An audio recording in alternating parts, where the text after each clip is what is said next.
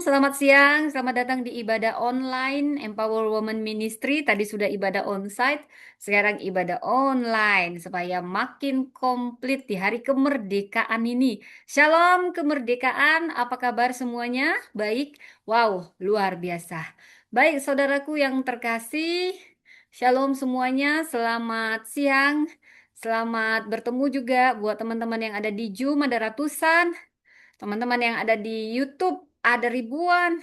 Teman-teman yang ada di TikTok puluhan ribu. Shalom, salam kemerdekaan, selamat merdeka, sekali merdeka, tetap merdeka sama sama katakan kiri kanan, saudara. Salaman katakan sekali merdeka, tetap merdeka. Baik, saudara.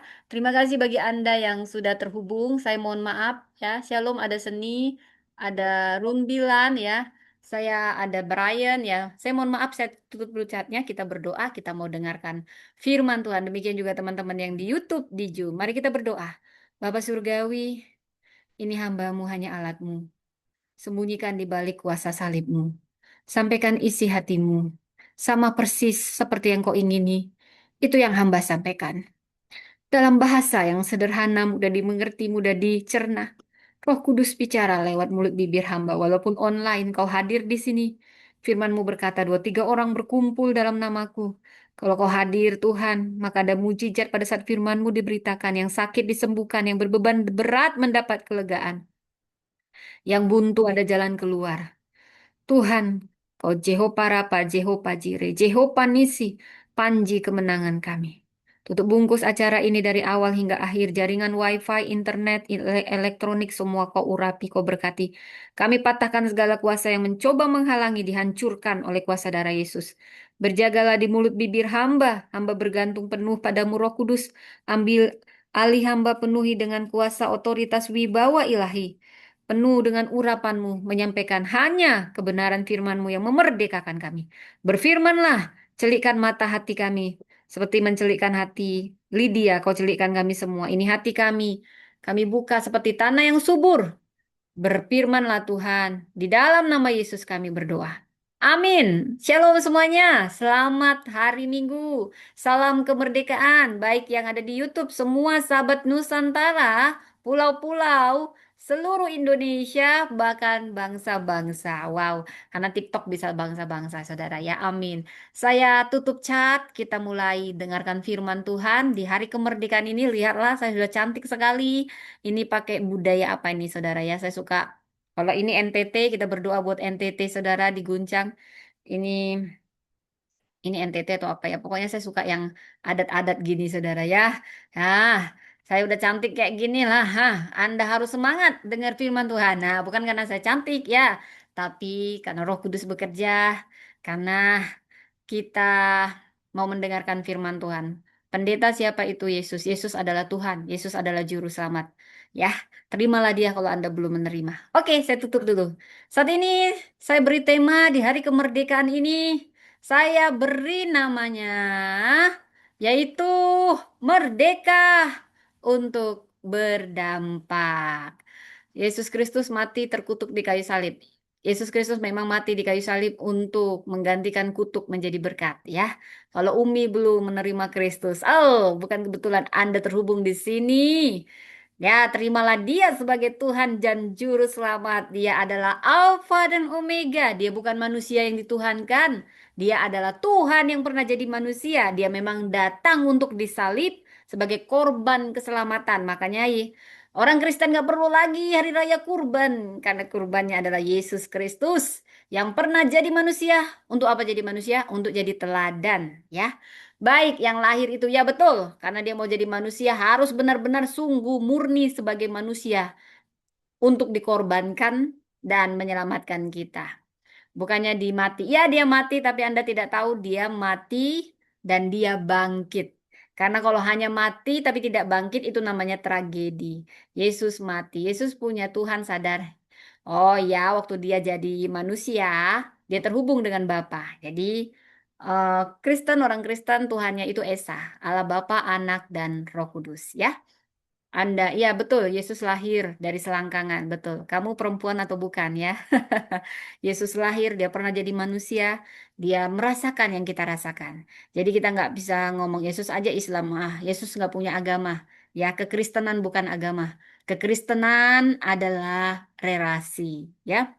Buat apa lu punya agama, tapi lu nggak ngerti relasi dengan Tuhan, ya. Yesus punya Tuhan, mikir sadar, sadar sekali. Yesus adalah Tuhan. Ya, bertobatlah Anda. Oke, saya tutup chatnya. Saya ingetin Anda, jangan pernah menghina Yesus, jangan pernah menghina Roh Kudus. Kami nggak perlu prom-prom pembela agama, karena pembela kami adalah Kristus. Anda suka atau tidak suka, Yesus adalah Tuhan. Anda keberatan, nggak apa-apa, ya. Paling Anda disetani. Kalau Anda nggak percaya, tanya aja sama setan. Setan, betulkah Yesus Tuhan? Iya, Oon. Kemana aja lu, makanya lu gue setani supaya lu masuk neraka bareng gue. Neraka itu diciptakan untuk setan, bukan untuk manusia. Tapi kami dilempar dari surga ke dunia ini. Kami setanilah kalian. Makanya banyak agama kami buat kalian benci sama agama Kristen. Kenapa? Karena di kekristenan lah kebenaran. Setan aja tahu Yesus itu Tuhan. Lihat aja di Alkitab. Oke, kita tutup dulu chatnya. Tuhan Yesus memberkati. Baik, sekarang kita firman Tuhan berjudul saat ini Merdeka untuk berdampak. Dimerdekakan oleh Kristus, dipanggil menjadi terang. Wow, wow, wow, wow. Saudara siapkan pena Anda, kita akan mengulas dan mengeksegesis firman Tuhan, ya. Jadi Galatia 5 ayat 1 nanti akan menjadi ayat pokok kita. Lalu didukung oleh Yohanes 8 ayat 36 dan Matius 5 ayat 13. Nanti saya akan mengeksegesinya secara singkat ya. Jadi jemaat Tuhan yang dikasihi Tuhan Yesus Kristus, salam kemerdekaan hari ini sudah 16 Agustus, 17 Agustus tahun 45. Itulah hari kemerdekaan kita ya, Saudara ya. Senang sekali. Nah, kalau sekarang 16 Agustus, ya pendeta kok Yesus dibunuh? Iya. Dia bisa bunuh semua orang yang membunuh dia, menghujat dia, menyalibkan dia, tapi misi gagal. Yesus memang datang untuk disalibkan. Kenapa harus disalibkan? Karena hanya itu jalan perdamaian. Darah ditebus dengan darah. Tidak ada yang bisa. Lu mau korban 4 miliar, 5 miliar, itu semua sampah di surga. Hanya darah Kristus yang menyelamatkan. Darahmu Yesus, pulihkan aku. Makanya orang Kristen berdoa, darah Kristus tutup bungkus kami.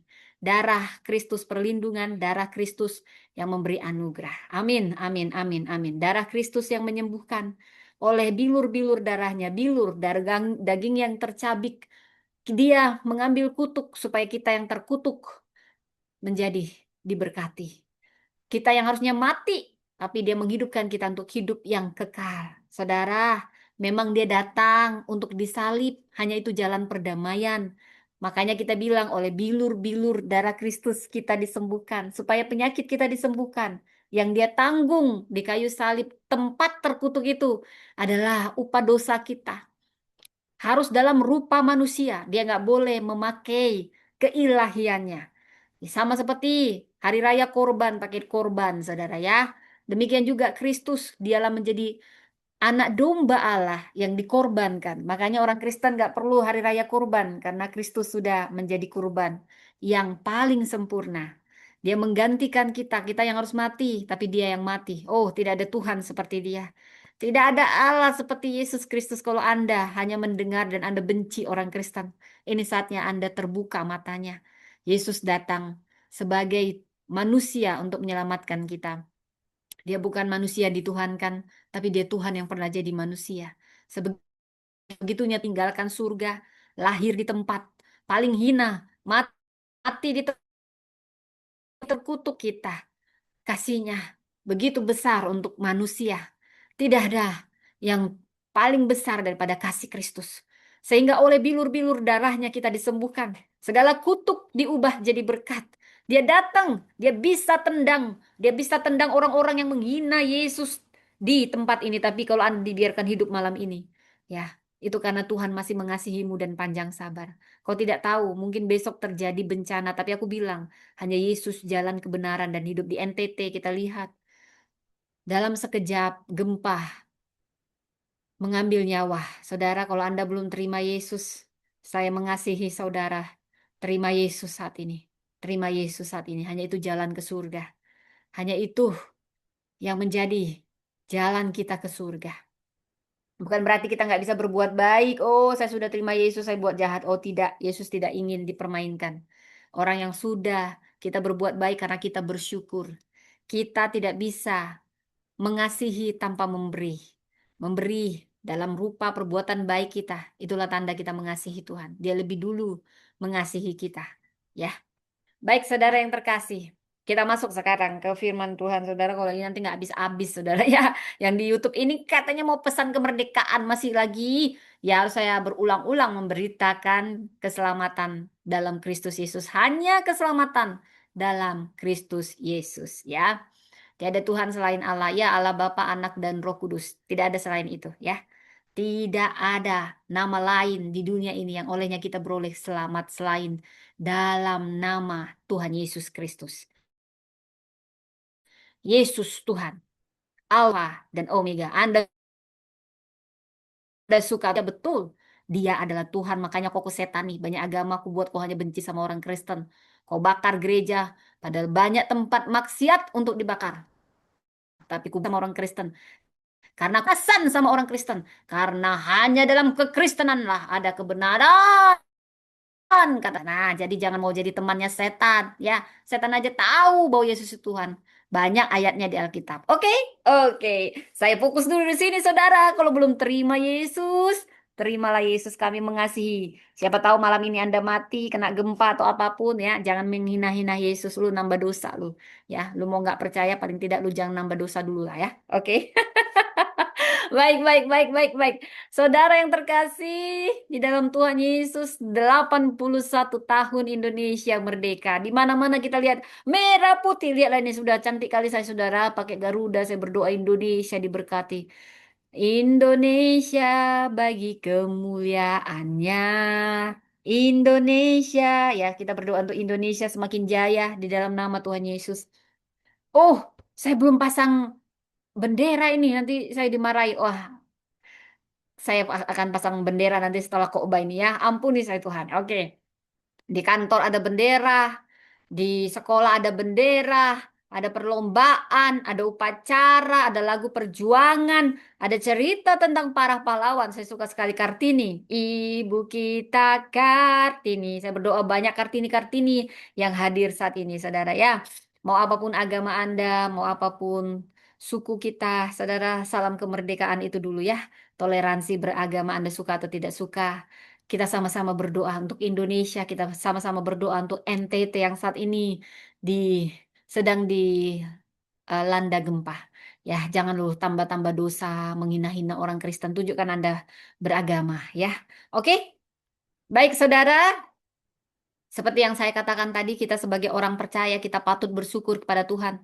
Untuk Indonesia, kita bersyukur, kita punya negeri, kita bersyukur, kita punya rumah, kita bersyukur, kita punya pekerjaan. Banyak orang nggak kerja sekarang di zaman AI ini. Kita bersyukur, kita bisa belajar. Banyak orang yang nggak bisa belajar, nggak bisa makan karena gempa, karena banyak hal. Kita bersyukur, kita bisa membangun keluarga, berkarya, melayani. Pagi ini, saudara, saya ingin mengajak kita memikirkan sesuatu yang lebih dalam. Lebih dalam. Pertanyaannya bukan hanya apakah Indonesia sudah merdeka. Jawabannya sudah.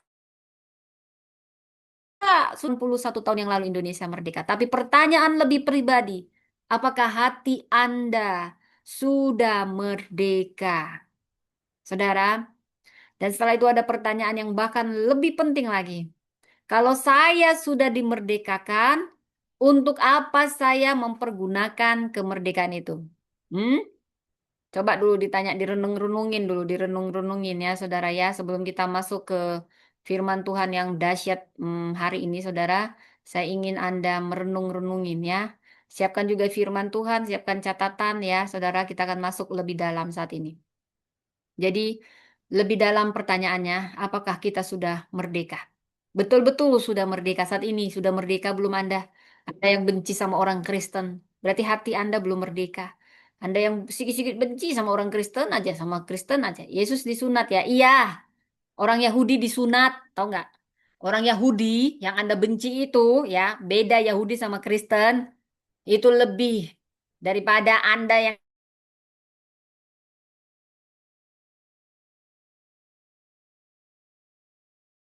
dengan itu lebih banyak lagi ya. Jadi jangan bilang, tok bersunat, tak bersunat. Orang Yahudi lebih dulu bersunat, lebih dulu pakai jilbab, pakai apa itu budaya ya.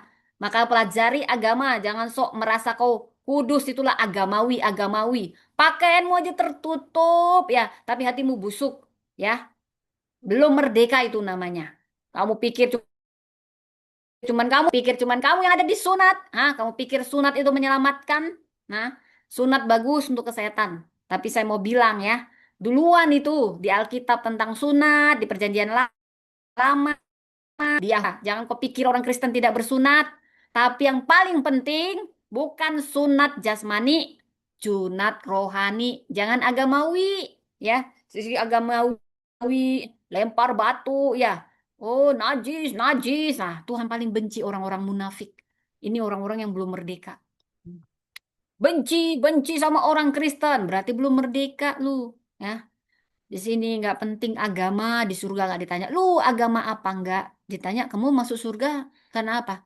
Karena darah Kristus.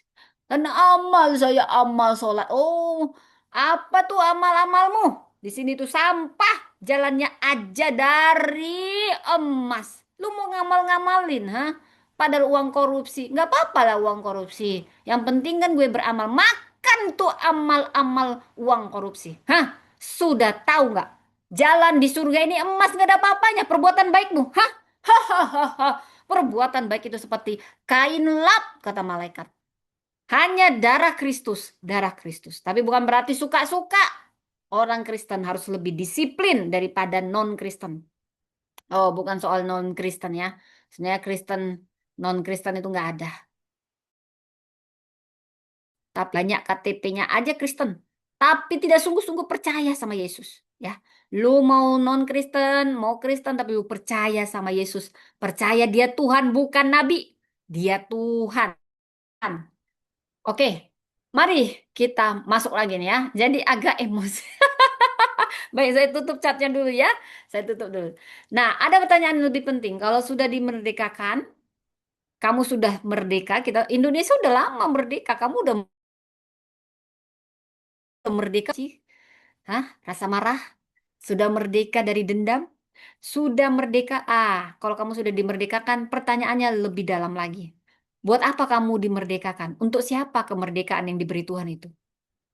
Kalau sudah dimerdekakan, coba jawab ini. Untuk apa kita mempergunakan kemerdekaan itu? Saudara, banyak seseorang dapat hidup di negara yang merdeka. Kita negara Indonesia sudah merdeka 81 tahun yang lalu. Tapi banyak yang hatinya masih jadi tawanan, masih iri dengki, menyimpan dendam-dendam kesumat sama keluarga, sama orang tua, sama pasangan, sama kakak adiknya, sama tetangganya. Dia masih ada dendam kesumat, saudara. Berarti belum merdeka. Masih jadi tawanan. Kita boleh pergi kemana saja. Oh, aku merdeka, aku kan tidak di penjara. Banyak orang yang justru merdeka di penjara, saudara. Karena hatinya tidak lagi di penjara. Penjara justru membebaskan dia. Karena Roh Kudus menjamah hatinya di penjara. Tapi justru kita yang bebas. Tapi sebenarnya kitalah yang terpenjara. Kita terpenjara oleh amarah. Kita terpenjara oleh iri dengki sama orang. Kita terpenjara oleh pengakuan-pengakuan. Saudara, lebih baik Anda di penjara, tapi hati Anda tidak terpenjara. Anda bebas, Anda bersyukur. Wow, Anda bebas, tapi Anda mau pergi ke sana, ke luar negeri, udah banyak uang Anda keluar. Tapi tetap aja Anda tertawan oleh kepahitan, dendam, amarah. Kasihan, saudara. Oh, banyak orang dia kemana aja, tapi hatinya sulit bebas dari kepahitan. Kita boleh bicara bebas, tapi mungkin kita nggak mampu berkata kita bebas bicara. Tapi satu kata paling sulit kita sebutkan, walaupun Roh Kudus sudah mengingatkan kita, saya yang salah, maafkan saya. Wow, bertahun-tahun kita untuk mau mengakui itu. Kalau kita punya salah, sulit banget orang ngaku salah. Dia ngaku sudah merdeka, tapi nggak bisa bilang minta maaf sama orang yang dia sudah sakiti. Karena dia menganggap, maafkan saya. Mungkin orang tua gengsi minta maaf sama anak. Dia pikir karena saya orang tua nggak pernah saya salah. Padahal orang tua paling banyak salahnya sama anak. Saya sebagai ibu, saya banyak kesalahan saya dalam membesarkan anak. Saya selalu minta maaf, tapi bukan hanya minta maaf lalu saya ulang ya. Mungkin terulang, saudara. Gak apa-apa. Ya, saudara. Banyak kita yang masih sulit untuk minta maaf. Saya yang salah. Maafkan saya. Padahal kita jadi orang yang bebas. Tapi kita terpenjara untuk mengatakan itu, saudara. Kita punya banyak pilihan. Mungkin kita nggak mampu berkata tidak kepada dosa. Tapi sebenarnya kita bisa. Itu artinya kita bebas. Atau kita punya jabatan saat ini. Oh, mungkin Anda menteri, seperti saya, impian saya jadi menteri pemberdayaan perempuan. Wow. Atau jabatan Anda gubernur. Tapi Anda kehilangan, takut kehilangan jabatan. Anda berharap Anda lah seumur hidup jadi gubernur. Ya nggak mungkin. Makanya ada periode, saudara. Ya, Anda takut kehilangan jabatan apapun. Atau Anda punya banyak uang, ya. Kayak tampang saya kan punya banyak uang ya, walaupun nggak banyak uang ya, tapi saya doakan ya tampang-tampang banyak uang lah dulu ya. Ya, tapi hati Anda justru dikuasai oleh uang. Ini belum merdeka, saudara ya. Sikit-sikit uang, sikit-sikit uang. Kita punya pelayanan, tapi hati kita ini hanya untuk cari pengakuan. Akui aku. Kita punya media sosial, tapi sebenarnya kita terpenjara. Hati kita ini selalu ditentukan berapa followerku, berapa yang suka, yang like. Kelihatannya bebas, tapi sebenarnya kita belum tentu bebas, saudara. Saya mau mengakui, saya pernah ada di fase itu semua, saudara. Saya tidak mau munafik. Saya pun pernah terpenjara dengan itu semua. Itu manusiawi, saudara. Yang penting kita minta kekuatan dari Tuhan, pengampunan, dan minta benar-benar dibebaskan dari itu. Seperti burung dalam sangkar. Siapa pernah dengar lagunya dulu, Sangkar Emas, saudara ya. Burung, dia dalam sangkar emas, tapi tetap aja dia terpenjara, saudara. Dia bertahan dalam sangkar emas, tiap hari makan di situ, tidur di situ, bergeraknya hanya sentimeter, mau emas, mau dari permata juga, nggak ada bedanya. Dia hanya nggak bisa kemana-mana kan, cuman beberapa sentimeter ke kanan ke kiri. Dan pada saat pemilik burung ini ingin membebaskan burung ini, dia sudah buka pintunya. Pintunya terbuka lebar, tapi burung itu sebenarnya sudah bisa terbang keluar, saudara. Tapi burungnya tetap terbang, tetap diam. Kenapa? Karena terlalu lama hidup dalam sangkar, terlalu lama terpenjara. Pintunya sudah terbuka, tapi dalam pikirannya dia masih merasa jadi tawanan. Saudara, mungkin Anda saat ini, Anda sudah terlalu lama terpenjara. Sebenarnya Tuhan sudah bebaskan. Tapi Anda tidak sadar Anda sudah dibebaskan. Demikianlah kehidupan rohani kita. Kristus sudah berkata, "Aku mengampunimu." Tapi kita terus menghukum diri kita. Kita terus menyalahkan diri kita untuk kesalahan kita. Siapa sih kita nggak pernah salah, saudara? Lalu Kristus berkata, "Jangan takut, anakku." Tapi ketakutan masih menentukan semua keputusan kita. Keputusannya selalu karena rasa takut. Padahal Kristus berkata, "Jangan takut." Kristus berkata, "Engkau milikku." Tapi kita masih cari-cari, aku diterima nggak sama orang-orang segengku? Aku dibully. Aku diterima nggak ya? Gimana supaya aku diterima? Padahal Kristus sudah membuka pintunya. Pintu itu sudah terbuka, rantai sudah dilepaskan. Tapi cara pikir kita membawa kita masih di tempat yang sama, jadi tawanan. Satu tema, merdeka untuk berdampak. Bukan hanya merdeka sesuatu, tapi merdeka untuk sesuatu. Dan pusat dari kemerdekaan itu bukan manusia, bukan kemampuan kita, bukan keberhasilan kita, bukan kekuatan kita. Pusatnya Kristus. Itulah kemerdekaan yang sesungguhnya. Kemerdekaan sejati dimulai dari Kristus. Kita melangkah dari kemerdekaan, bukan dari peper kita. Di kayu salib semua ditanggungnya. Dia sudah menanggung semua kutuk itu di kayu salib. Karena itulah Yesus datang ke dunia untuk disalib. Dia bisa tendang semua orang-orang yang menyalibkan dia. Dalam sekilas, dalam 1 detik dia bisa tendang ke neraka. Dia Tuhan.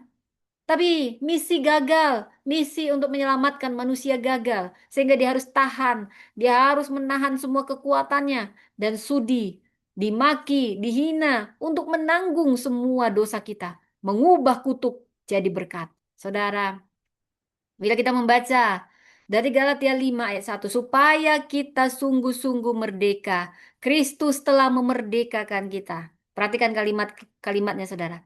Siapa yang memerdekakan kita? Kristus.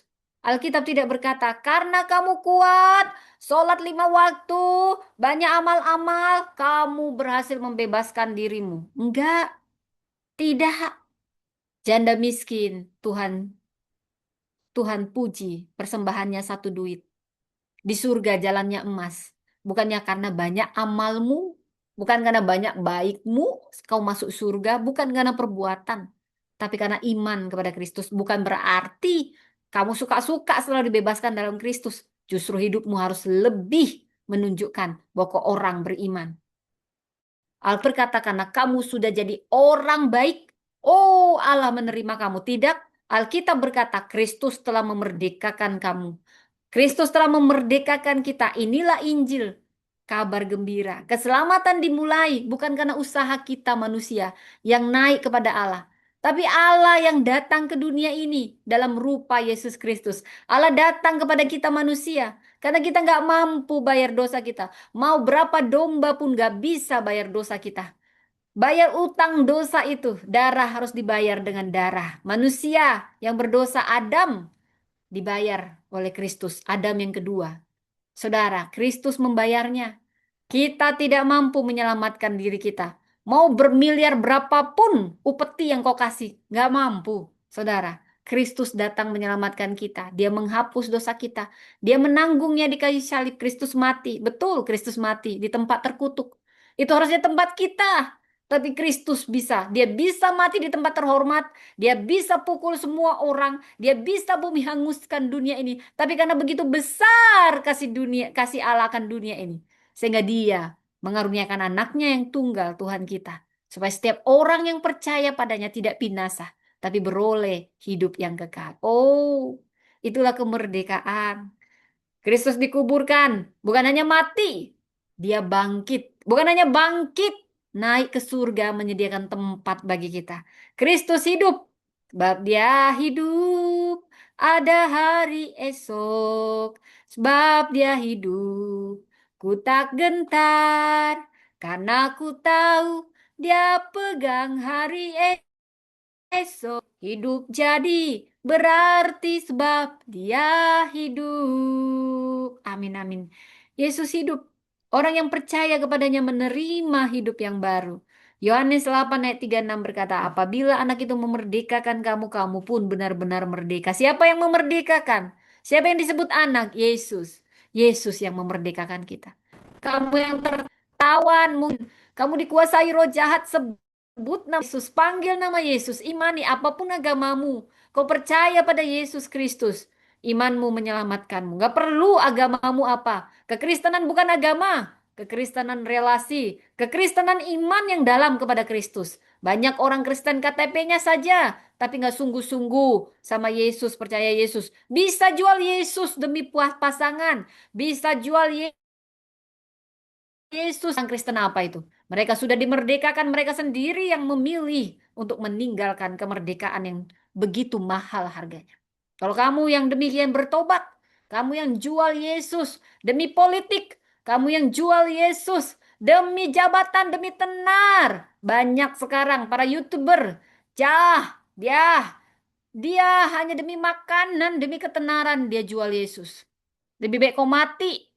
Kalaupun kau dibunuh karena nama Yesus, lebih baik mati dalam Kristus. Kenapa? Upahnya besar. Beda yang mati martir sama yang mati baik-baik ya. Itu anugerah. Saudara, toh kita semua mati. Kau jual pun Yesus. Kau jadi pejabat tinggi. Neraka sudah menunggumu. Buat apa itu semua? Saudara, kamu berarti belum merdeka. Hatimu belum merdeka. Saudara, kita bisa dipenjara. Banyak orang Kristen di penjara, nggak ada salahnya di penjara. Karena apa? Setan kepanasan sama orang Kristen. Di penjara, dibakar. Itu nggak heran, itu sudah ditulis di Alkitab. Makanya Alkitab itu benar. Semuanya benar. Ada yang merasa dirinya benar dengan membakar orang Kristen. Itu sudah tertulis di Alkitab.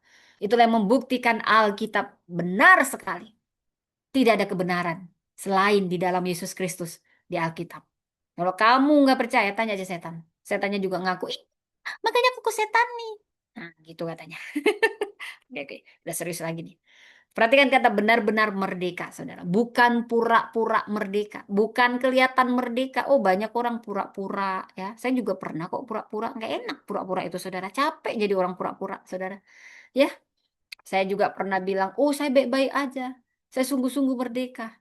Tapi pertanyaannya, kamu udah dimerdekakan dari rasa benci, iri, dengki? Pertanyaannya, apakah Kristus memerdekakan kita itu untuk dari apa? Dari apa? Pertama, kita dimerdekakan dari kuasa dosa. Dulu dosa Tuhan kita. Hanya ada dua Tuhan. Kamu mau tunduk pada Yesus atau pada dunia ini, saudara, pada setan. Kita harus pilih, kita jadi hamba siapa? Hamba Tuhan atau hamba setan? Hamba dunia, hamba setan. Hamba mamon, hamba setan. Pokoknya cuma dua, saudara. Nggak ada pilihan. Lu bilang, ah, saya nggak mau jadi hamba siapapun. Berarti kamu hamba setan. Ya, karena hanya dua. Kita ini hamba semuanya. Ah, aku kan bukan hamba. Berarti aku bukan belum merdeka. Enggak. Pilihannya cuma itu dalam hidup ini, saudara. Lu mau percaya atau enggak? Memang begitu pilihannya. Ah, aku nggak percaya agama. Aku bukan orang beragama. Ya, beragama itu. Setan itu banyak cara membohongi manusia. Ya, kalau kamu hamba Tuhan, nah, itu yang merdeka. Ya, saudara. Dia memberi perintah, kita mengikuti. Tetapi ketika Kristus masuk ke dalam hidup kita, dosa tidak lagi berhak menjadi Tuhan. Kita harus matikan. Kita masih tergoda, kita masih jatuh, kita tidak lagi harus tunduk. Sekarang kita punya kuasa untuk berkata tidak, tidak, tidak. Kedua, Kristus memerdekakan kita dari rasa bersalah yang menghancurkan. Ada orang yang sudah bertahun-tahun jadi orang Kristen, berjalan bersama Tuhan, tapi masih terus berkata, saya tidak layak. Masa lalu saya terlalu buruk. Kesalahan saya terlalu besar. Tampaknya rohani gitu ya, penuh penyesalan ya bagus lah kalau di awal. Tapi kalau kita sudah sungguh-sungguh bertobat, kita datang pada Kristus. Jangan terus terpenjara masa lalu, saudara. Kita punya masa lalu. Jangan juga kau suka ngakimin masa lalu orang. Kau tahu masa lalu dia, dia udah bertobat loh jadi orang Kristen. Ah, aku peralat-peralat lalu terus masa lalunya aku peralat-peralat. Oh, jahat kamu itu. Jahat kamu itu. Ingatlah dosa kamu, mau dosa besar, mau dosa kecil, kalau udah diselesaikan Tuhan, selesai. Tuhan nggak ingat-ingat lagi, saudara. Asal kalau kamu punya dosa, kamu juga jangan jadi kayak setan, ingat-ingatin dosa orang, kau lupa dosamu. Ya kan? Padahal kau sudah diampuni. Kau ungkit-ungkit masa lalu orang, padahal kau juga punya masa lalu. Nah, itu yang Tuhan benci, orang-orang munafik. Tuhan benci. Kamu udah diselamatin, kamu udah diampuni, kamu juga ngampuni orang. Jangan kamu tahu ini ya pendetanya ini dulu kan selingkuh ini. Ah, aku pun selingkuhnya, aku pun bertobat. Ah, tapi kan dia nggak tahu masa laluku. Dia kan baru bertobat. Aku tahu masa lalunya. Ah, aku ungkit-ungkit lah. Nanti kalau pendeta, kau ingat ya dosamu ya. Kau jadi pengganti setan ya. Kok kalau ngingetin dosa orang, ingatlah juga dosa kau. Itu maksudnya, ya. Banyak orang Kristen seperti itu sekarang. Dia lupa kalau dia pun orang berdosa. Dia ingat dosa orang aja, dosa ya orang diingat-ingat. Dia udah jadi pengganti setan. Oke, kalau orangnya ada juga kayak gini. Dia juga bandar judi, ya. Dia iri dengki sama pendeta lain, ya. Dia ungkit semua pendeta ini, ya saudara. Kayak dia nggak punya dosa. Dia nggak kenal juga siapa pendeta itu. Karena iri aja dia lihat pendeta itu maju, ya pelayanannya maju gitu ya saudara. Berarti dia masih terpenjara oleh rasa iri dengki. Inilah penyakit sekarang ini, iri dengki, iri dengki. Janganlah berarti kamu belum merdeka. Jangan terus jadikan masa lalu penjara, masa lalumu atau masa lalu orang lain. Sama itu. Kalau Tuhan sudah mengampuni, siapa kita? Sehingga berkata pengampunan Tuhan tidak cukup. Siapa pula kita menghakimi masa lalu orang? Kristus memerdekakan kita dari ketakutan terhadap manusia. Ada orang yang seluruh hidupnya digerakkan oleh satu pertanyaan. Apa kata orang? Apa kata orang? Mau ambil keputusan apa kata orang? Bukan apa kata Tuhan. Mau melayani apa kata orang? Mau berhenti dari sesuatu yang salah apa kata orang? Mau berkata benar yang dia pikirin apa kata orang? Oh, ini masih terpenjara yang jadi tuan dalam hidupnya. Padahal hanya Kristus yang seharusnya jadi Tuhan. Saudara, kayak remote control, saudara nih anak saya lagi nonton ini. Dia ganti-ganti pakai remote, saudara ya. Bayangkan sebuah televisi. Ya, televisi itu kan besar ya, saudara. Mahal lagi kalau besar. Nah, kayak televisi saya ini mahal nih. Nggak ngomong itu juga ya, bercanda. Bisa canggih. Tapi siapa yang pegang remote control? Dialah yang menentukan. Yang muncul di layar, mau besar apapun. Yang pegang remote yang kecil itu yang nentuin apa yang terpampang di layar TV. Yang besar, mau yang kecil. Kalau pendapat manusia yang memegang remote control hidup kita, suasana hati kita akan benar. Ada yang memuji kita senang, aku dipuji, haleluya, haleluya, haleluya. Ada yang mengkritik kita hancur. Ada yang menerima kita, kita percaya diri. Oh, oh, oh, oh, aku diterima. Begitu. Ada yang menolak, kita merasa tidak berharga. Kristus berkata, berikan remote itu kembali padaku. Biar yang pegang remote kontrolnya jangan kita, tapi Yesus. Nilai hidup kita tidak ditentukan oleh tepuk tangan manusia. Nilai hidup saya nggak ditentukan oleh orang-orang yang menghina-hina Yesus di cat-catnya ini, yang pakai nama samaran. Udah biasa kok saya. Ya, berbahagialah kamu kalau kamu dihina, dihujat oleh karena kebenaran, kata firman. Jadi udah biasa di YouTube juga udah biasa dihujat. Gak usah takut kita orang Kristen.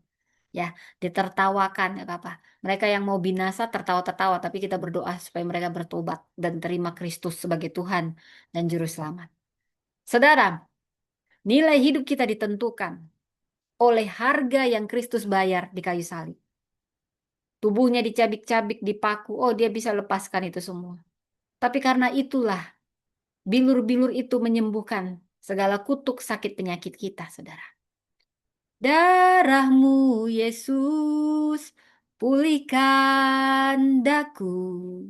Darahmu, Yesus, bebaskanku. Darah Yesus, dagingnya yang tercabik, menggantikan semua dosa kita. Menggantikan semua sakit penyakit kita. Makanya mujizat terjadi. Pendeta akan bilang, oleh bilur-bilur darah Kristus. Ketika kegigihan iman bertemu dengan belas kasih. Terjadi mujizat saat ini, aku berdoa saat ini. Anda yang mendengar saat ini, apapun agama Anda percaya pada Yesus. Anda percaya oleh bilur-bilur darah Yesus. Aku berdoa saat ini yang sakit disembuhkan. Oleh bilur-bilur darah Yesus yang sakit disembuhkan. Angkat tanganmu saudara. Roh Kudus berkata, ada orang yang sakit saat ini. Bukan orang Kristen ataupun orang Kristen. Hatimu terpenjara oleh sakit hati. Lepaskan pengampunan. Percaya Yesus menyembuhkan. Aku berdoa saat ini. Oleh bilur-bilur darah Yesus. Penyakitmu sudah sembuh. Oleh bilur-bilur darah Yesus. Engkau sudah sembuh. Ada saat ini yang sangat merindukan keturunan. Ampuni orang-orang yang membulimu. Meremehkanmu. Saya perkatakan. Berkat itu datang. Yesus sudah datang ke dunia ini untuk disalib menggantikan semua posisi kita.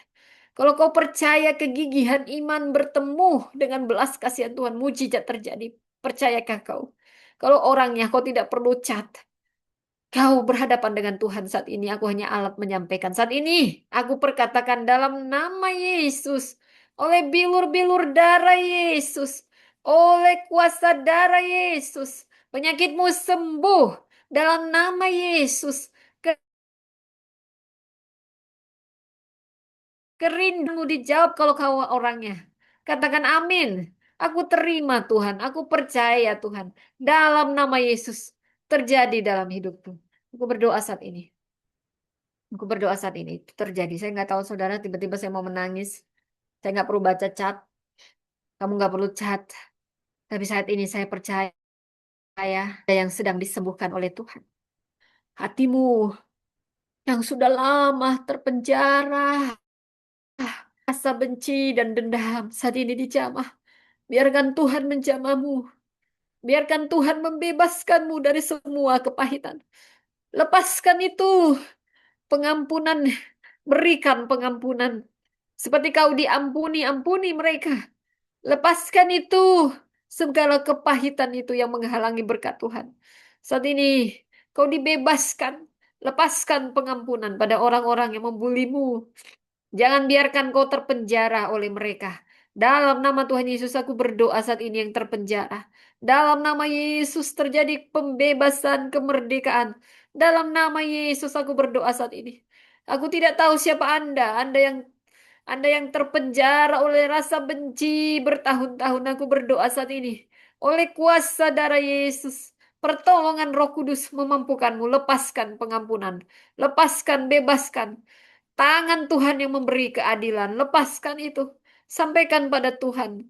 Ucapkan berkat pada orang-orang yang membencimu. Biarkan Tuhan yang memulihkan hidupmu. Setiap lukamu akan Tuhan ubah menjadi panggung kesah. Tuhan sayang padamu. Lepaskan itu. Dalam nama Tuhan Yesus aku berdoa saat ini. Dalam nama Yesus. Saudara, saya nggak tahu siapa. Tapi aku berdoa saat ini. Aku tidak perlu membaca chat. Aku hanya perlu menyampaikan saat ini. Kita mengatakan Tuhan dengan sempurna. Tapi yang paling penting kita merasakan Tuhan. Itu yang paling penting, saudara. Anda merasakan Tuhan. Anda merasakan kasih-Nya. Bukan hanya mendengar apa kata orang, tapi Anda mengalaminya. Saat ini saya berdoa semua dilawat Tuhan. Mengalami dalam nama Yesus. Dalam nama Yesus. Sakit penyakit disembuhkan saat ini dalam nama Yesus. Kamu yang terpenjara rasa benci disembuhkan saat ini dalam nama Yesus. Maafkan saya saudara, saya nggak tahu tiba-tiba Roh Kudus suruh mendoakan, saya doakan saat ini. Baik saudara, kita masuk lagi ke firman Tuhan. Saya mohon maaf cat-cat tidak saya baca ya saudara ya. Nah, Anda boleh DM saya siapa yang saat ini disembuhkan. Saya percaya saat ini ada yang disembuhkan. Anda boleh DM saya nanti kalau Anda sudah hamil. Saya percaya ada yang punya kerinduan hamil saudara. Saya percaya saat ini Tuhan sudah menjawab doa Anda. Terima, terima dalam nama Yesus. Baik, saudara, salib adalah bukti bahwa kita sangat dikasihi Tuhan. Salib memperingatkan kita semua dosa sangat serius. Dan kemerdekaan Kristen bukan berarti kita bebas, jadi kita bebas melakukan apa saja. Justru sebaliknya. Merdeka bukan berarti hidup suka-suka, sesuka hati. Galatia 5 ayat 13 berkata bahwa kita dipanggil untuk merdeka, tapi jangan menggunakan kemerdekaan sebagai kesempatan hidup menurut keinginan daging. Sebaliknya, layanilah seorang akan yang lain oleh kasih. Ini menarik, saudara. Dunia sering mempunyai definisi kebebasan. Oh, saya bebas, maka saya boleh melakukan apa saja yang saya mau. Alkitab, maka saya tidak lagi harus melakukan semua yang saya mau. Itulah kemerdekaan. Itulah kemerdekaan. Mungkin saya mau bahas dulu singkat, saudara. Kalau Galatia 5 ayat 1 berkata, ini ayat-ayat kunci yang perlu Anda catat. Kristus telah memerdekakan kita. Kata kuncinya, eleuteria, kemerdekaan. Dalam konteks Galatia, Paulus terutama saat itu sedang memperingatkan jemaat agar tidak kembali mencari pembenaran di hadapan Allah melalui hukum Taurat, khususnya tentang tuntutan sunat. Mau disunat, mau nggak disunat, bukan itu yang menyelamatkan. Bagus disunat untuk kesehatan, untuk keselamatan. Keselamatan hanya dalam Kristus. Jadi kemerdekaan di sini bukan kebebasan melakukan apa saja, tapi kebebasan dari perbudakan usaha manusia untuk membenarkan dirinya sendiri. Kristus cukup. Darah Kristus itu yang menyelamatkan. Anugerah cukup. Salib cukup. Paulus kemudian berkata, berdirilah teguh. Orang yang sudah dibebaskan jangan lagi pakai kuk yang lama. Oh, aku belum disunat, aku nanti masuk neraka. Bukan. Kamu disunat bukan karena untuk keselamatan, tapi untuk kesehatan. Ya, bagus. Bukan itu yang menyelamatkan, ya saudara. Kristus tidak memerdekakan kita supaya kita hidup tanpa Tuhan. Kristus memerdekakan kita supaya kita tidak lagi hidup di bawah Tuhan yang salah. Tadi kalau kita baca Galatia 5 ayat 13, layanilah seorang akan yang lain oleh kasih. Ini memperjelas tujuan kemerdekaan. Jadi Paulus mengatakan bahwa kemerdekaan jangan jadi aporme. kesempatan untuk keinginan daging kita, saudara. Sebaliknya melalui kasih douleute satu sama lain secara harfiah, layanilah seorang seperti seorang hamba, saudara. Di sini saya sambil ngopi juga ya, saudara ya, biar ngantuk ya, saudara ya. Ini saya pastikan dulu. Ya, saya verifikasi dulu sudah 1 jam rupanya, saudara ya. Oke, ya. Jadi kemerdekaan menurut dunia, kemerdekaan Kristen itu bukan self-indulgence, tetapi self-love. Kemerdekaan menurut dunia berkata, saya boleh melakukan apa yang saya mau. Tapi kemerdekaan menurut Injil berkata, saya sekarang bebas untuk melakukan apa yang benar dan mengasihi orang lain. Nah, sekarang kita masuk ke Yohanes 8. Ayat-ayat kunci ya, saya eksegesis dulu, saudara. Berdasarkan Alkitab semuanya, saudara. Back to the Bible. Apabila anak itu memerdekakan kamu, kamu pun benar-benar merdeka. Saudara, dalam konteks ayat 34-36 ini sangat penting. Yesus sebelumnya berkata bahwa setiap orang yang berbuat dosa adalah hamba dosa. Yang dibicarakan bukan kemerdekaan politik, tapi perbudakan manusia yang paling dalam, yaitu dosa. Banyak yang merdeka tapi masih dikungkung oleh dosa, saudara. Hanya Yesus Kristus yang punya otoritas membebaskan. Kemerdekaan Kristen bukan hasil disiplin diri kita semata. Disiplin penting untuk menjaga kita tetap merdeka. Tapi sumbernya adalah hubungan kita dengan Kristus. Manusia dapat mengganti keadaan luarnya, tapi hanya Kristus dapat mengubah Tuhan di dalam hati kita. Saudara, jadi kita baca dari Matius 5 ayat 13-16. Kamu adalah garam dunia, terang dunia. Yesus memberi kita identitas. Kamu adalah, bukan dia berkata suatu hari ya, nanti kamu berusahalah menjadi terang. Bukan. Kita sudah diberi identitas. Kamu terang. Identitas itu mendahului aktivitas.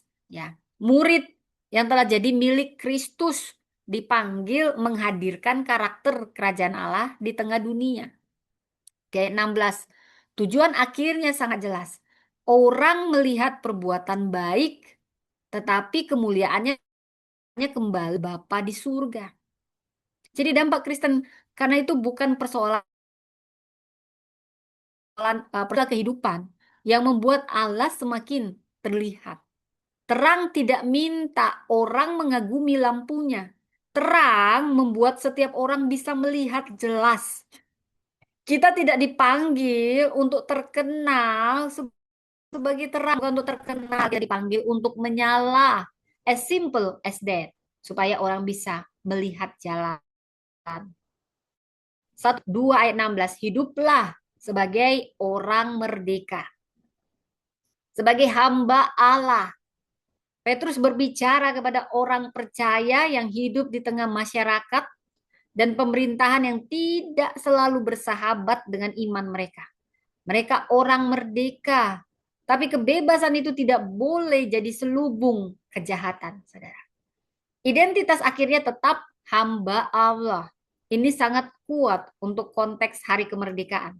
Kebebasan sipil dan kebebasan rohani harus melahirkan tanggung jawab. Ada tanggung jawab dalam kemerdekaan. Bukan seenak dewe, sewenang-wenang. Berikutnya bahkan berbicara untuk menghormati semua orang. Orang yang sungguh merdeka tidak pakai kebebasannya untuk merendahkan orang lain. Nih orang yang maki-maki dari tadi di sini. Ini belum merdeka, kasihan kita sama mereka. Ya, membenci orang Kristen, dia belum merdeka, kita doakan supaya dia dimerdekakan. Saudara ya, orang yang sungguh merdeka tidak memakai kebebasannya untuk merendahkan orang lain, tapi memakai kebebasannya untuk menghormati, melayani, dan melakukan yang benar. Ya, kita membaca dari Ester 4 ayat 14. Siapa tahu mungkin justru untuk saat seperti inilah. Nah, Ester saat itu ratu, punya posisi akses keamanan relatif di istana. Tapi bangsanya saat itu mengalami ancaman. Dan Mordekai mengingatkannya. Jangan kau cari aman kau dengan posisimu itu. Jangan cari aman kau. Ambil untung pribadi. Dalam kitab Ester, pemeliharaan Allah, providensia bekerja sangat halus. Bahkan nama Allah tidak disebut secara eksplisit, namun rangkaian peristiwa ini menunjukkan providensinya. Esther harus memilih apakah dia akan memakai posisi untuk melindungi dirinya atau mempertaruhkannya demi orang lain. Saudara, ayat ini jangan dipakai seolah-olah setiap jabatan otomatis membuktikan bahwa Allah menyetujui semua yang kita lakukan. Tuhan mempercayakan apapun posisi Anda saat ini, akses Anda, pengaruh Anda, kemampuan Anda, tanyakan. Bagaimana supaya semua itu digunakan dengan benar dan setia? Posisi bukan hanya privilege, posisi adalah penata layanan, stewardship. Pertanyaannya, sebagai pemimpin bukan hanya apa yang saya dapat dari posisi ini, tetapi siapa yang dapat saya layani melalui posisi ini. Saudara, dari sini kita bisa melihat bahwasanya dari Galatia 5 ayat 1 ini bicara sumber kemerdekaan. Kristuslah yang memerdekakan. Yohanes 8 ayat kemerdekaan.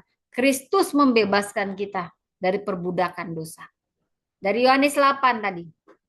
Dari Galatia 5:13, setuju kemerdekaan, bebas untuk mengasihi dan melayani. Dari 1 Petrus 2:16, batas kemerdekaan bebas tapi tetap berada di bawah ketuhanan Allah.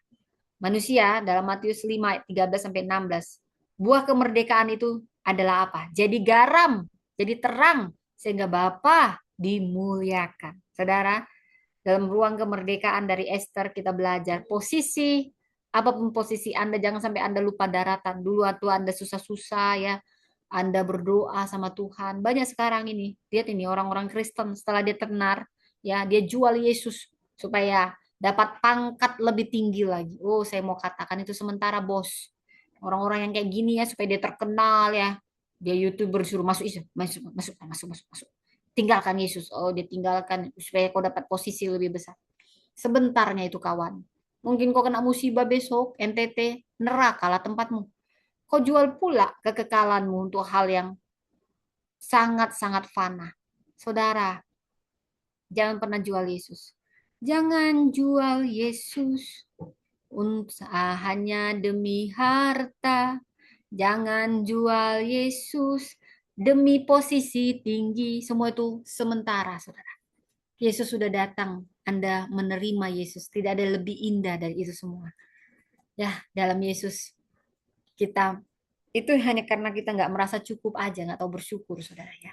Bersyukur, bersyukur, bersyukurlah, bersyukur atas kasih setianya.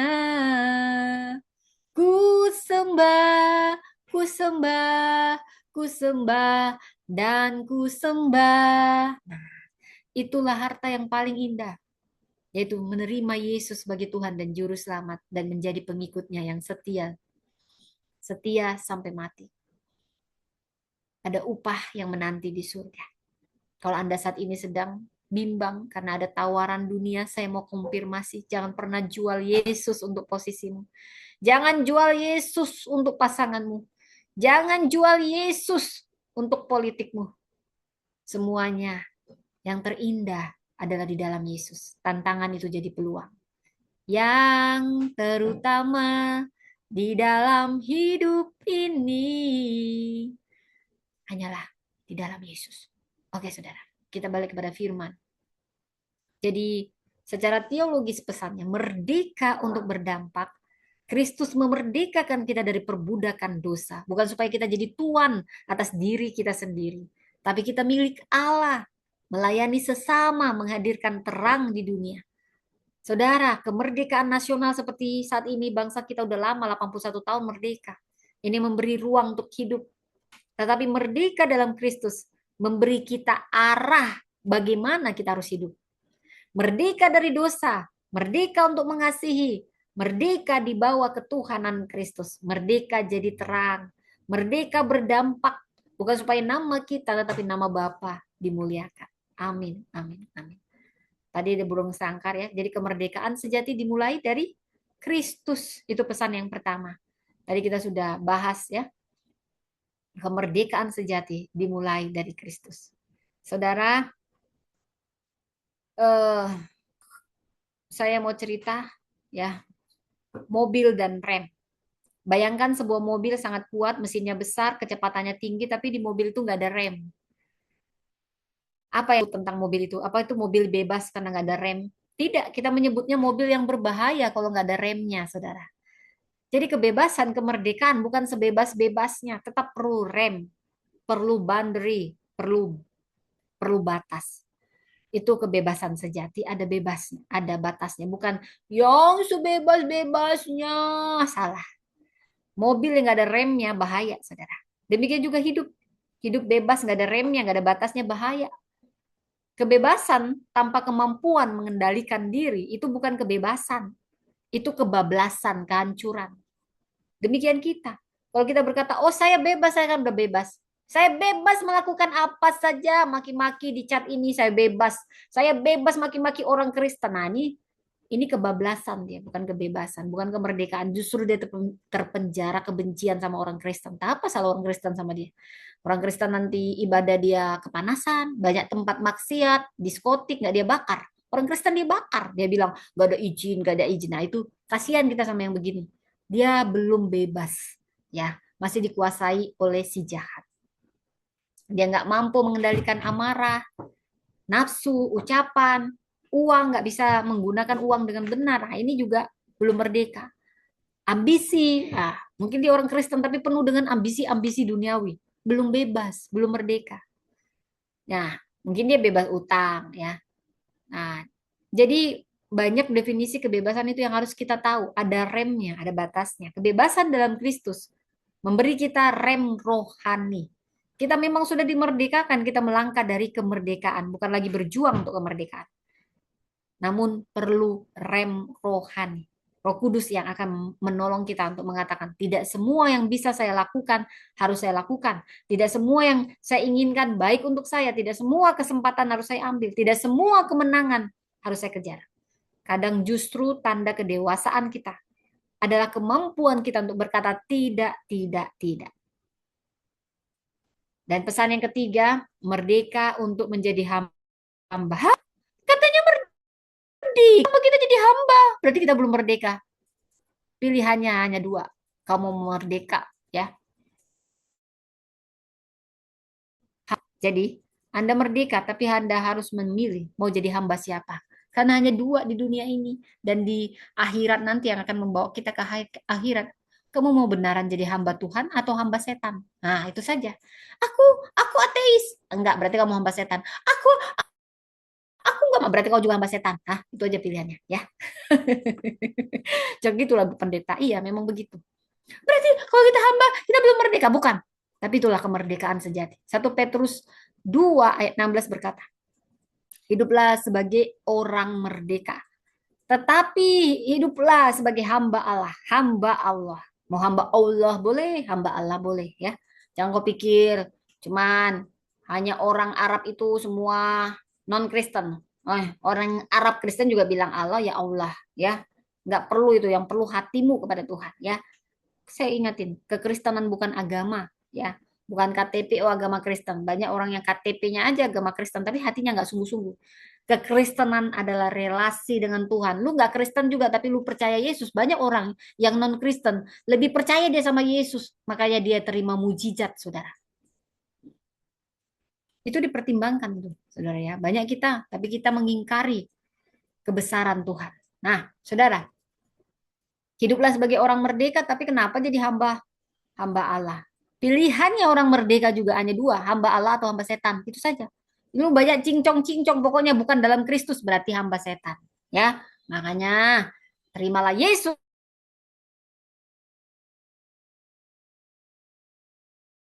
di tempat Anda selamat, selamat untuk ke surga. Oke?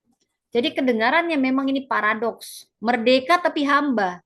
Itulah para Injil. Kita dari Tuhan yang salah supaya kita hidup di bawah Tuhan yang benar, Yesus Kristus. Karena sebenarnya semua manusia melayani sesuatu. Lu suka atau enggak, lu bilang lu enggak beragama, lu ateis, lu melayani sesuatu. Kalau Tuhan, kalau bukan Tuhan berarti uang. Kalau bukan Tuhan berarti ambisi. Kalau bukan Tuhan mungkin popularitas, ego. Itu semua hamba, kita diperhamba oleh sesuatu, saudara. Karena itu pertanyaannya bukan apakah saya mempunyai orang merdeka, saya nggak ada Tuhan. Saya adalah Tuhan bagi diri saya sendiri. Ya itu. Berarti kamu juga hamba setan. Itu aja. Nggak ada pilihan. Lu mau ngomong apapun di luar Yesus, hamba setan. Oke? Apakah saya mempunyai Tuhan? Siapa Tuhan atas hidup saya? Saat Yesus jadi Tuhan, barulah kita sungguh-sungguh merdeka. Kenapa? Karena hanya Yesus Tuhan yang kita layani, bukanlah Tuhan yang mengeksploitasi kita. Yesus datang ke dunia ini, dia jadi manusia untuk melayani. Itulah bedanya sama dunia, kepemimpinan dunia ingin dilayani para pemimpinnya. Tapi kalau kepemimpinan Kristen melayani, membasuh kaki muridnya. Oh, sangat paradoks sama pemimpin-pemimpin dunia karena dia tidak berasal dari dunia. Dunia sulit menerima dia. Dia menyentuh mereka yang dijauhi. Zaman Yesus perempuan harkatnya sangat ditinggikan. Yesus bukan nabi, Yesus Tuhan. Karena kalau nabi nggak mengampuni dosa, kalau nabi nggak nerima penyembahan, Yesus disembah dia terima karena dia tahu dia Tuhan. Yesus mengampuni dosa, nabi nggak ngampuni dosa, nggak boleh nabi ngampuni dosa. Nabi itu manusia, Yesus Tuhan. Makanya mana tulisannya Yesus Tuhan? Dia gak usah ngaku-ngaku aku Tuhan. Ngapain dia bilang? Dia udah terang. Aku adalah terang. Sebelum dunia ini ada, aku sudah ada. Nah itu dia nggak perlu bilang. Itu udah bilang dia Tuhan.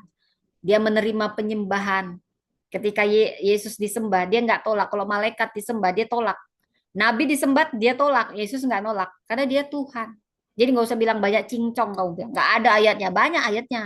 Ya, oke. Kita nggak bahas itu lagi. Lu suka nggak suka? Yesus adalah Tuhan. Lu tanya aja setan. Pasti setan ngaku, iya makanya aku setan nih. Nah katanya gitu. Oke, kita balik lagi. Nanti nggak siap-siap firman Tuhannya ya kan? Oke. Jadi dia berhenti bagi orang yang dianggap nggak penting. Yesus menjamah perempuan Samaria yang nggak dianggap.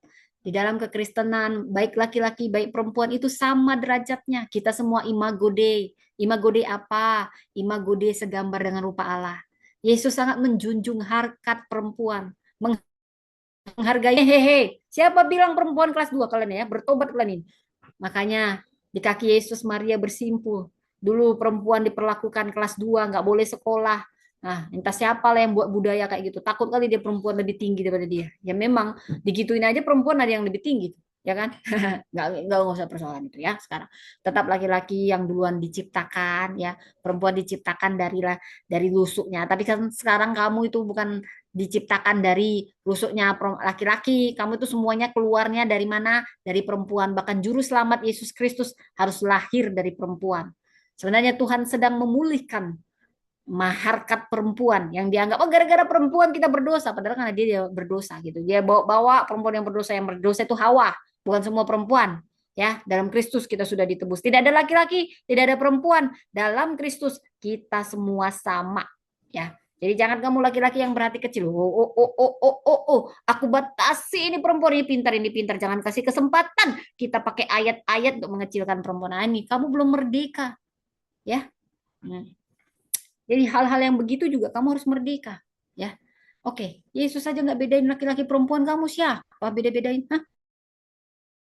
Hah? Ya, oke. Jangan kita bahas lagi itu, ya. Oke, kita masuk ya. Dan akhirnya Yesus memberi hidupnya di kayu salib. Kalau Tuhan kita seperti itu, maka kepemimpinan Kristen juga harus seperti itu, ya. Yang keempat, orang merdeka akan memimpin dengan cara yang berbeda. Nih sekarang nih para pemimpin nih. Nih, kalau kamu pemimpin yang sudah merdeka, cara memimpinmu pasti berbeda. Ini penting. Siapapun kita yang punya pengaruh, sebenarnya kita semua punya pengaruh, saudara. Ada yang pengaruhnya memimpin perusahaan, memimpin pelayanan, memimpin sekolah, memimpin tim, memimpin keluarga. Paling tidak kamu memimpin dirimu sendiri. Kita semua pemimpin. Siapa bilang kamu nggak pemimpin? Kita semua pemimpin. Beda pemimpin, beda pimpinan. Pimpinan mungkin bicara jabatan, tapi pemimpin, kita semua pemimpin. Minimal bagi dirimu sendiri. Saudara, kalau ada seseorang yang memperhatikan hidupmu, saudara punya pengaruh. Kita semua punya pengaruh. Setiap orang punya pengaruh. Ini amanah. Orang yang belum merdeka, dia akan menggunakan orang lain untuk membuat dirinya merasa penting. Nah, kalau ada yang kayak gini, berarti dia belum merdeka, saudara. Orang yang sudah merdeka, dia menggunakan hidupnya untuk membuat orang lain bertumbuh. Nah, kalau kamu tuh kesulitan ya melihat orang lain bertumbuh melampaui dirimu, berarti kamu belum merdeka. Yang iri dengki belum merdeka, saudara. Pemimpin yang belum merdeka, dia akan pakai orang untuk membesarkan dirinya. Tapi pemimpin yang sudah merdeka, dia pakai dirinya untuk membesarkan orang lain, ini jauh beda. Nah, sekarang coba kau lihat pemimpin. Dirimu sebagai pemimpin, kau besarin orang. Kalau begitu, kalau kau cuma mau besarin dirimu, berarti kamu belum sungguh-sungguh. Pemimpin yang membuat orang lain bertumbuh, bukan menghambat pertumbuhan orang lain. Nah, ini sekarang kita belajar kepemimpinan, saudara. Karena pemimpin yang benar-benar sudah merdeka, benar-benar sejati dan matang, dia nggak takut orang lain lebih hebat dari dirinya. Dia nggak takut generasi lebih berhasil. Justru itu membuat orang lain dapat pujian. Dia pas kata, silakan maju. Ayo, saya dukung. Ayo, saya dukung. Saya bagikan apa yang saya tahu. Dia nggak pelit sama ilmunya, ditantahan ya. Ini berarti belum merdeka ini. Saya buka pintu. Saya ingin suatu hari semua orang berjalan lebih jauh daripada saya. Ini pemimpin sejati. Ini pemimpin merdeka yang sehat. Coba lihat dirimu sebagai pemimpin. Nah, apa kau takut orang lain lebih dari kau? Berarti kau belum merdeka. Nah, kayak satu lilin, saudara ya. Lilin menyalakan lilin kedua. Gak pernah lilin pertama berkata, hei, cahayamu kurang-kurang. Biar aku saja yang bercahaya. Oh, lilin-lilin kecil. Biarlah aku yang hanya besar. Gak kayak gitu. Lilin aja tahu diri. Kok kamu gak tahu diri, saudara? Hah? Nah, sekarang justru ruangan jadi lebih terang. Kalau lilin yang kedua menyalakan lagi, lilin jadi 4, jadi 8, bermultiplikasi, makin teranglah ruangan. Yang awalnya cuma lilin satu kecil, tapi lilin kecil berhati besar, dia nyalakan yang lain. Yang lain juga nyalakan yang lain, nyalakan, nyalakan, nyalakan, maka makin teranglah. Gak ada yang dirugikan, saudara. Jangan kau redupkan nyala api orang lain, supaya nyala apimu saja yang terlihat. Berarti kau belum merdeka jadi pemimpin. Bertobatlah kau kalau ada pemimpin-pemimpin di sini. Oh, biar aku saja yang terlihat terangnya. Aku memang lilin kecil.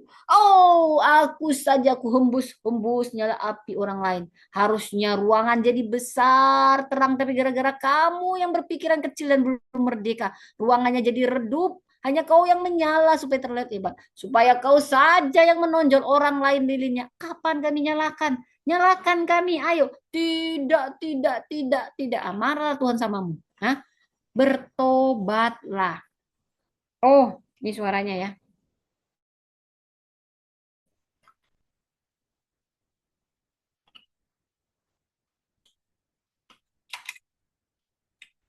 Oke, ini sudah kedengaran suaranya. Ya, suaranya sudah keluaran. Ini sekarang sudah keluar gimana? Ya, sudah habis baterai tadi, saudara. Hampir 1 jam saya kokbah nih sambil doain orang tadi. Nah, gara-gara lilin kecil. Gimana, sudah? Oke. Terima kasih ya yang sudah bilang. Oke, sebentar lagi selesai nih ya. Biar kita panjat pinang ya. Sebentar lagi makan kerupuk ya. Ini lah, saya udah cantik-cantik nih saya garudanya siap ini, saudara ya. Sedikit lagi, saudara ya. Jadi dari nyala lilin, saudara. Anda mungkin pemimpin, gak usah takut orang lain lebih berhasil dari Anda. Tunjukkan Anda sudah merdeka. Anda matang jadi pemimpin. Ya, jangan halangi pertumbuhan orang. Jangan juga kau biarin pertumbuhan kan tanggung jawab sendiri. Ini adalah pemimpin on ini saya bilang. Kalau kau yang dengar ini bertobat kau pemimpin kayak gini ya. Jangan beri dia kesempatan. Jangan beri dia kesempatan supaya kita aja yang kelihatan terang. Kita kecilkan orang lain supaya kita yang kelihatan besar, besar, besar. Saking saya ini udah lama nggak main sinetron, saudara. Jadi intinya tidak seperti itu. Berarti kamu belum merdeka. Ini kalau bicara dalam kepemimpinan. Biarkan orang lain bertumbuh. Jangan takut orang lain melebihi Anda. Semua ada berkatnya. Ketika kita ngangkat orang lain, kita diangkat. Mungkin anak kita, istri kita, suami kita bukan dia. Ya, kamu pasti menabur. Yang kamu tabur akan kamu tuai. kamu ngambat orang lain bertumbuh, ngalangin orang lain maju, ada saatnya kamu juga akan menuai itu. Kamu nggak diingat waktu kamu ngangkat orang lain, nggak apa-apa. Kesombongannya sudah mendahului kehancurannya. Orang-orang yang kacang lupa kulitnya itu juga ada waktunya menuai yang dia tabur. Kalau dia lupa diri pernah diangkat ya. Tapi pemimpin yang besar, dia nggak pernah lupa sama orang yang ngangkat dia. Walaupun dia jauh melampaui orang yang mengangkat itu. Kalau dia besar, dia ingat orang-orang yang tulus padanya. Nah, kalaupun ada yang nggak tulus ya, padahal kalau udah baik, nggak diangkat-angkat sama dia, nggak apa-apa. Nanti tuh ya, orang-orang yang kacang lupa kulitnya itu juga, yang dia tuai, dia tabur. Tetaplah jadi pemimpin sejati. Pemimpin yang mat, bagikan pengetahuan. Jangan kau tahan-tahan, beri orang kesempatan. Bukan, walaupun orang sama kamu, walaupun kamu nggak diberi kesempatan sama orang, percaya, promosi dari Tuhan, promosi dari Tuhan. Yang kita tabur, kita tuai. Mungkin di tempat kita nabur, kita nggak nuai. Tapi itu akan kembali pada kita. Merdeka, merdeka supaya kita jangan lagi pelit-pelit sama orang, kasihan ya. Kapan nih kerajaan Allah terbangun nih? Kalau semua politik-politik gereja, politik-politik posisi, makan itu politik-politik itu. Hah? Makan, kita lagi bangun kerajaan Allah, bukan kerajaan kita, ya kan? Nah, sumber daya kita gunakan dengan tanggung jawab. Beri jabatan, jangan jadikan jabatan tahta. Tahta itu, jabatan itu amanah. Besok ya bisa gempa, hari ini bisa gempa, lihat itu NTT, ya. Jadi jangan seperti itu suka-suka, saudara. Ada remnya, rem rohani. Ya, kita belajar dari Esther, pemimpin perempuan yang luar biasa. Posisi itu amanah, apapun posisi Anda gubernur, jangan Anda lupa diri, ya. Anda tukang becak juga jangan lupa diri. Itu juga amanah, saudara ya. Nah, saya bukan mengecilkan. Semua itu di hadapan Tuhan sama besarnya bagaimana kita mensyukuri dan memaksimalkan tiap talenta kita. Esther ini lupa kulitnya. Dia bukan jual-jual Yesus ketika dia posisinya tenar, dia nggak lupa diri. Kalau kamu ada yang lupa diri di sini, jual-jual Yesus demi posisi, bertobatlah kau. Selagi masih kau hidup sekarang, bertobat kau, aku bilang ya. Nih, Ibu Pendeta kok jahat kali ngomongnya. Ini sekarang ini taruhin ya, karena waktu juga sebenarnya. Ini ada orang yang dia terus ya ngalah-ngalahin ini. Tapi nggak apa-apa ya. Esther berada di istana, dia punya akses yang nggak dimiliki orang, tapi dia nggak lupa diri. Dan ada Mordekai yang berani menegur dia. Kita juga harus berani menegur orang-orang yang sudah mulai lupa diri atau mulai berencana cari aman, cari apa ya. Dibilang gini, siapa tahu, mungkin justru untuk saat seperti ini engkau beroleh kedudukan sebagai ratu. Esther, dia jangan salah mengerti mengapa Tuhan menempatkanmu di sana. Apapun sekarang posisimu saat ini itu hanya privilege. Kita adalah steward, pelayan, stewardship. Semuanya penata pelayanan. Bukan kita pemilik, kita hanya pelayan. Jabatan itu amanah, bukan keuntungan. Jabatan itu tanggung jawab. Jadi ini relevan untuk kita tanyakan. Kenapa Tuhan beri saya posisi ini ya di keluarga ya? Kenapa ya Tuhan beri saya pekerjaan ini? Kenapa Tuhan beri saya pendidikan ini, beri bisnis ini, beri koneksi ini? Bukan untuk dirimu. Beri saya kemampuan berbicara, beri saya uang, beri saya kesempatan. Jangan cuman apa yang bisa saya dapatkan, tapi mulai bertanya, Tuhan, melalui semua yang kau percayakan ini, apa yang inginkan aku lakukan.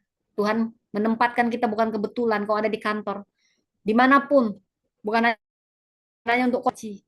Mungkin ada budaya yang saudara harus ubah, ada orang yang harus saudara dorong, saudara pertahankan, ada integritas yang harus Anda jaga, ada bawahan yang harus Anda perlakukan dengan martabat, ada keputusan yang harus Anda ambil dengan benar. Mungkin Tuhan menempatkan saat ini kita semua sebagai orang tua bukan hanya untuk membiayai anak, tapi melalui hidup kita, anak kita mengenal seperti apa kasih Tuhan. Merdeka. Yang kelima, merdeka jadi garam dan terang. Yesus berkata dalam Matius 5, kamu adalah garam dunia. Kamu terang dunia. Perhatikan, Yesus nggak bilang, kamu jadi terang ya nanti ya. Dia berkata, kamu adalah terang. Artinya itu identitas. Identitas dulu. Kamu anak Tuhan. Identitasmu siapa? Namaku adalah Priscilla. Bukan gara-gara aku rambut pirang makanya namaku Priscilla. Bukan, nggak ada urusan. Identitasku namanya Priscilla. Kita terang. Kalau kita terang, berarti kita sudah punya kekuatan untuk memberi terang. Namanya terang, tinggal bercahaya. Ya, bukan karena kamu bercahaya kamu disebut terang, tapi karena kamu terang maka bercahayalah. Itu identitas. Identitas dulu. Kita tidak berbuat baik supaya Tuhan mengasihi kita. Kita berbuat baik karena Tuhan sudah mengasihi kita. Kita tidak melayani supaya diterima Kristus. Kita melayani, kita buat baik karena kita sudah diterima Kristus, ditebus Kristus. Kita tidak hidupnya berdampak supaya kita berharga. Tidak, karena kita berharga. Kamu berlian-berlian. Kamu berharga, bukan karena kamu berharga, kamu berlian. Nah, itu beda identitas dulu, saudara. Ya, garam, sederhana identitas kita. Garam. Kalau kita makan sup, garamnya nggak terlihat. Kita nggak berkata, mana garamnya? Oh, garamnya sudah setumpuk. Saya lihat ini kelihatan kan, ini garamnya kelihatan kan? Enggak. Dia hanya bisa dirasakan. Ya, nggak perlu banyak, tapi seperlunya. Sedikit aja biasanya. Saudara ya, dia nggak mendominasi. Ya, tapi tepat memberi rasa. Demikianlah hidup kita. Saudara mungkin bukan orang terkenal, pengikutnya juga sedikit, mungkin cuma keluarga saudara, itu pun mama, bapak, anak-anak saudara, pengikut Anda, nggak apa-apa.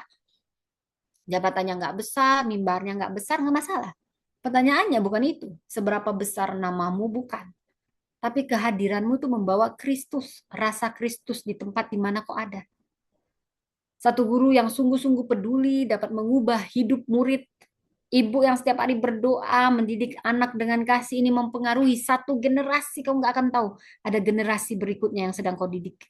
Satu pegawai yang jujur ini menjadi suara hati nurani di kantor. Satu pemimpin yang berintegritas dapat mengubah budaya organisasi. Satu anak muda yang berani berkata, tidak kepada kompromi. Ini dapat memberi keberanian kepada teman-temannya. Jangan meremehkan kehidupan yang diserahkan pada Tuhan. Terang. Kalau kita masuk ruangan gelap, apa yang kita lakukan? Kita tidak berteriak, gelap, pergi. Pergi kok gelap. Ya, enggak pergi-pergi gelapnya. Kita perlu menyalakan terang, lampu. Terang nggak perlu berdebat dengan kegelapan. Kita nggak perlu mengutuki kegelapan. Kita cukup hadir dan menyalalah. Ini penting. Kadang orang Kristen terlalu sibuk, ya, sibuknya ngapain? Sibuknya, ya, ngutuk-ngutuk kegelapan tapi lupa menyalakan terang. Kita berkata Indonesia semakin begini, aduh generasi semakin begitu, dunia semakin buruk. Tapi pertanyaannya, apakah engkau menyalah? Kita ngeluh korupsi. Sekarang kita jujur nggak? Kita ngeluh pemimpin. Kita ya di keluarga memimpin udah benar belum? Kita ngeluh anak muda. Apa kita kasih waktu untuk membimbing anak muda? Kita ngeluh kurang kasih di dunia. Orang semua sudah dingin. Sekarang pertanyaannya, apakah di rumah juga kita merasakan kasih? Orang merasakan kasih melalui kita. Terang dimulai dari kehidupan kita. Yang keenam, Indonesia butuh orang yang sudah dimerdekakan. Bangsa kita butuh, ya betul orang pintar butuh, tapi nggak cukup. Butuh yang berintegritas. Indonesia butuh yang profesional, dapat dipercayai, betul. Tapi juga yang bisa menggunakan kuasa untuk melayani, bukan dilayani. Pengusaha yang tidak mengorbankan manusia demi keuntungan. Untung. Gue gak peduli lu punya anak. Lu pokoknya sekarang sudah membebani. Pecat! Nah ini gak tahu diri ini. Guru harus bentuk karakter. Orang tua hadir buat anak-anaknya. Generasi muda punya keberanian hidup benar. Orang percaya mampu menghormati perbedaan. Orang Kristen tidak ikut menyebarkan kebencian. Orang yang berani berkata benar, walau ada harga yang harus dibayar. Kemerdekaan nasional memberi kita ruang hidup, tapi hanya kemerdekaan dalam Kristus yang memberi kita arah bagaimana kita hidup. Matius 5:16 berkata, biarlah terangmu bercahaya sehingga orang melihat perbuatanmu yang baik dan memuliakan Bapamu. Perhatikan tujuan akhirnya. Bukan supaya orang bilang, oh, kau hebat sekali. Tapi untuk kemuliaan Tuhan. Popularitas berkata, lihat.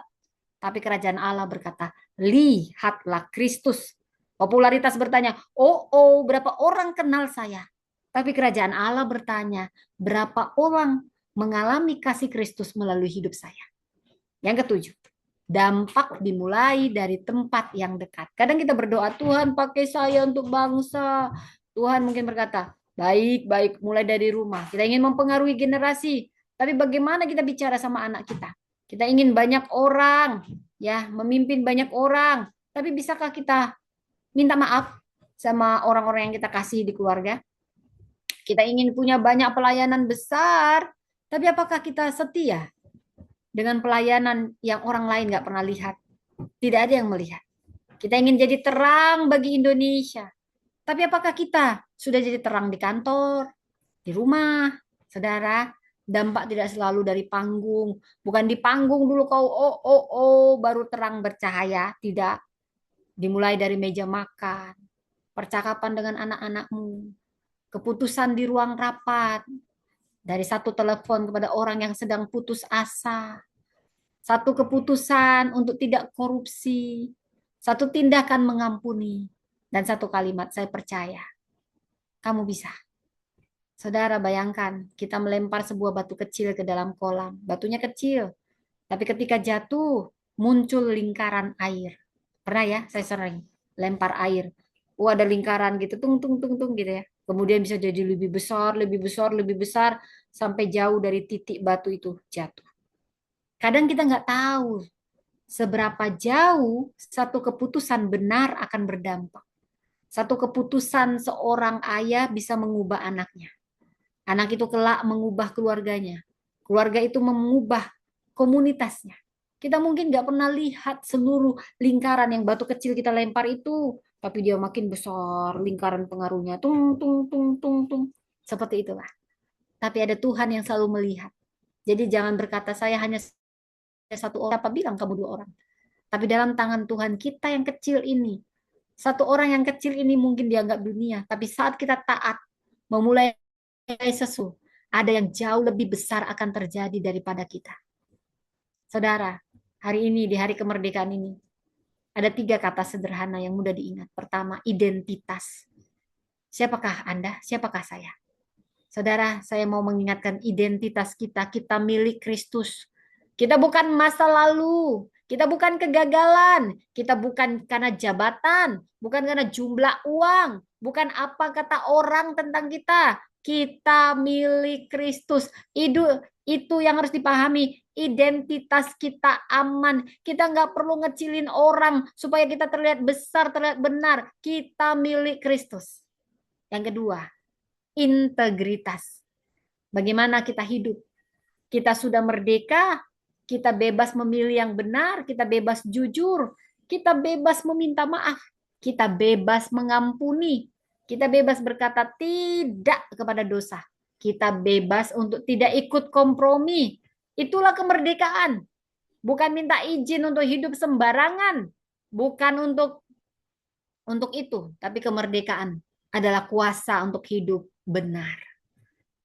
Yang pertama identitas, yang kedua integritas, yang ketiga influensi. Melalui hidup kita, siapa yang jadi lebih baik? Apakah keluarga kita lebih kuat? Anak kita lebih dekat sama Tuhan? Orang yang kita pimpin jadi bertumbuh atau malah kita dapat harapan atau jadi kecewa putus asa karena omongan kita semuanya membuat orang putus asa? Apakah lingkungan kita jadi lebih lagi kita identitas kita terang, tinggal menyala. Ingat, identitas kita milik Kristus kita terang, integritas kita. Kita jaga integritas hidup untuk kebenaran. Pengaruh kita untuk kebenaran. Semuanya kembali untuk kemuliaan Kristus. Sekarang mari kita nggak mikirin orang. Coba, jangan bilang ini cocok untuk orang, ini cocok untuk istri saya, bos saya, anak saya. Tidak. Tuhan, ini saya. Ada 3 pertanyaan untuk kita. Masing-masing kita. Dari belenggu apa Engkau sedang memerdekakan aku, Tuhan? Apa yang masih mengikat aku? Apakah ketakutan mengikat kita? Kepahitan mengikat kita? Dosa tersembunyi mengikat kita? Kebutuhan akan pengakuan mengikat kita? Keserakahan, udah kurang kaya, korupsi. Itu berarti kita belum merdeka. Masa lalu Tuhan udah ampuni, tetap kita ingatin masa lalu orang, masa lalu kita juga. Atau keinginan mengontrol, mengendalikan. terbuka, nak. Kenapa engkau masih memeluk rantai? Tuhan sudah buka pintu untuk kita merdeka. Jangan pegang rantai itu. Jangan rantai dirimu. Tuhan, untuk apa engkau memerdekakan aku? Coba tanya, kita semua tanya. Apa yang harus kita lakukan? Apa yang harus kita mulai? Apa yang harus kita hentikan? Apa yang harus kita perbaiki? Apa yang harus kita bangun? Apa yang harus kita layani? Dan yang ketiga, siapa yang ingin engkau sentuh melalui hidupku?